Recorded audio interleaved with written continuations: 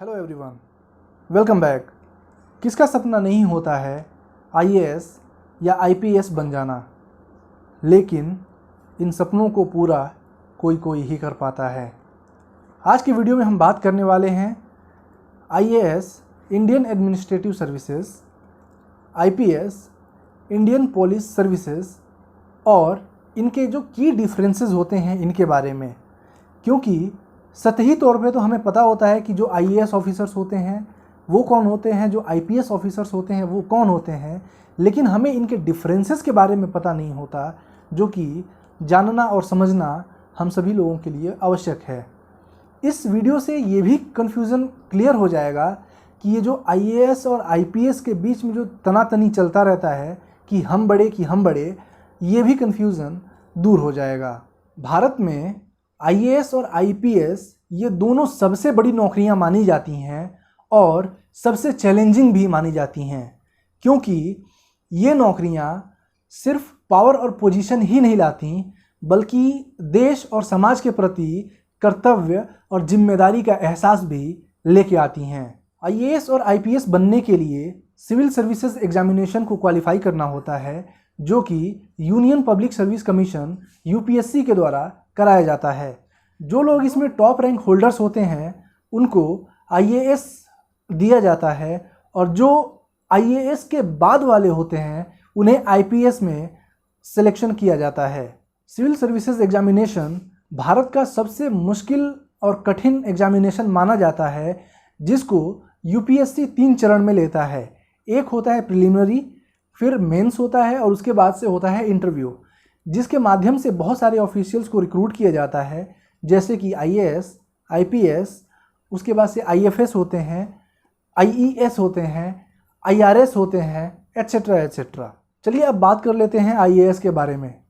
Indian administrative services को पहले imperial civil services कहा जाता था।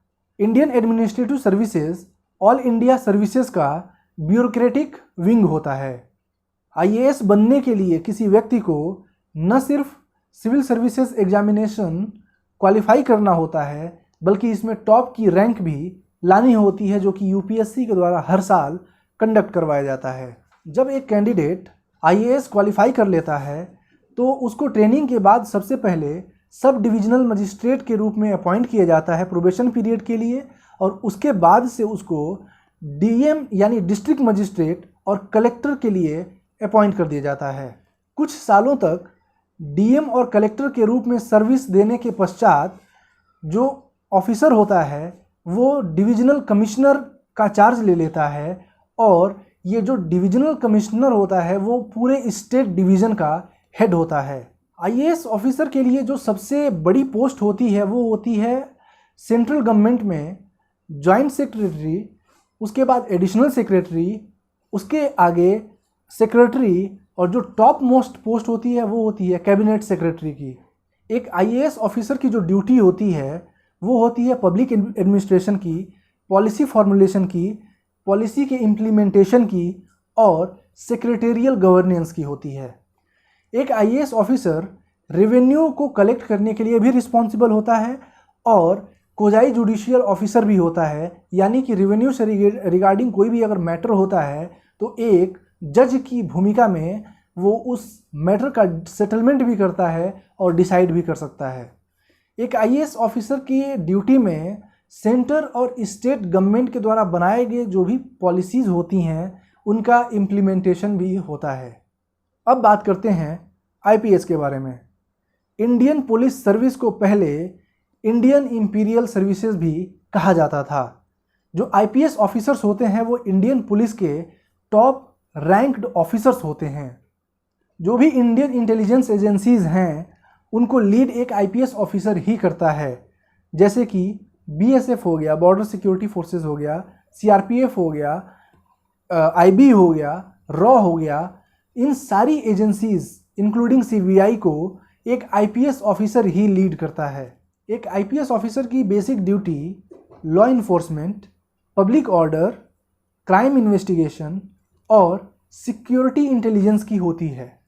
आईपीएस कैडर का management ministry of home affairs के द्वारा किया जाता है और cadre structuring, hiring, appointment, deputation, salary, allowances और जो भी परक्विजिट्स होती हैं, इनके रिगार्डिंग पॉलिसी डिसीजंस भी मिनिस्ट्री ऑफ होम अफेयर्स के द्वारा ही लिया जाता है। चलिए देखते हैं आईएएस और आईपीएस के बीच में की डिफरेंसेस। पहला डिफरेंस है, जो कैंडिडेट्स सिविल सर्विसेज एग्जामिनेशन में टॉप रैंक लाते हैं वो आईएएस के लिए क्वालिफाई होते हैं और इनके जस्ट बाद वाले आईपीएस के लिए क्वालिफाई होते हैं। जो दूसरा डिफरेंस है वो मेजर डिफरेंस, और ये मेजर डिफरेंस इनके रोल के रिगार्डिंग है। जो आईएएस ऑफिसर का रोल होता है वो है पब्लिक एडमिनिस्ट्रेशन, पॉलिसी मेकिंग और पॉलिसी इम्प्लीमेंटेशन, जबकि एक आईपीएस ऑफिसर का जो रोल है वो है law enforcement, public order maintain करना और न सिर्फ क्राइम को कंट्रोल करना बल्कि क्राइम को कम करना भी होता है। नेक्स्ट डिफरेंस होता है ट्रेनिंग के रिगार्डिंग। जो आईएएस ऑफिसर्स होते हैं उनकी ट्रेनिंग होती है Lal Bahadur Shastri national academy of administration, Mussoorie, Uttarakhand, जबकि आईपीएस ऑफिसर्स की ट्रेनिंग होती है सरदार वल्लभ भाई Patel national police academy, Hyderabad, Telangana में।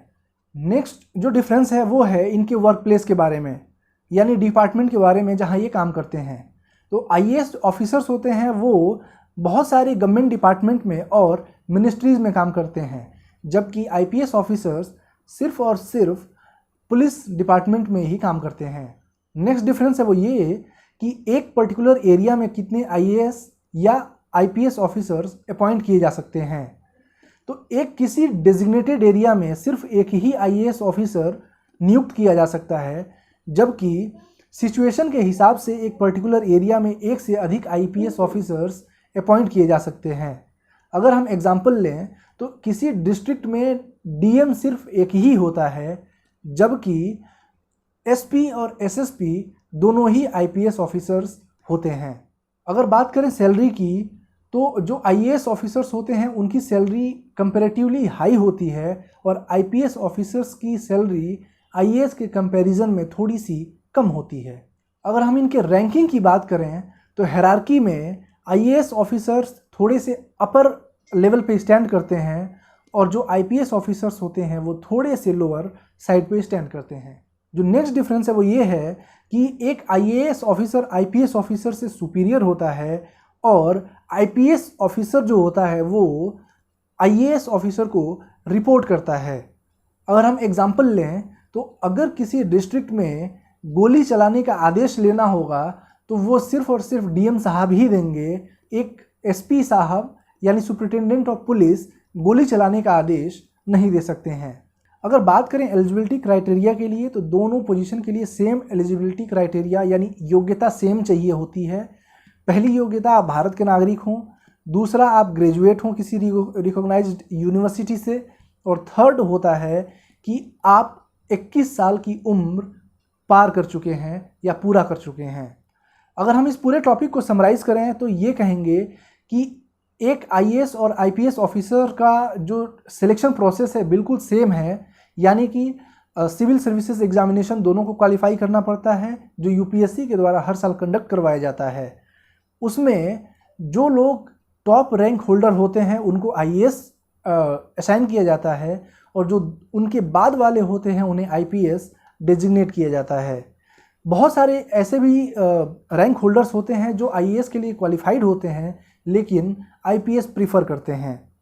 तो इन सारी प्रोसीजर को, सारी चीज़ों को देखने के बाद हम ये समझ पाते हैं सिलेक्शन प्रोसीजर सेम है, सब कुछ सेम है, eligibility criteria and all everything is same to same, लेकिन जब बात आती है रैंकिंग की वहाँ पे थोड़ा सा डिफरेंस आता है और एक एज मिल जाता है जो आईएएस ऑफिसर्स होते हैं। उम्मीद है वीडियो आपको पसंद आया होगा।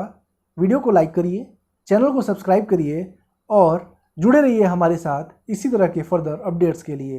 धन्यवाद।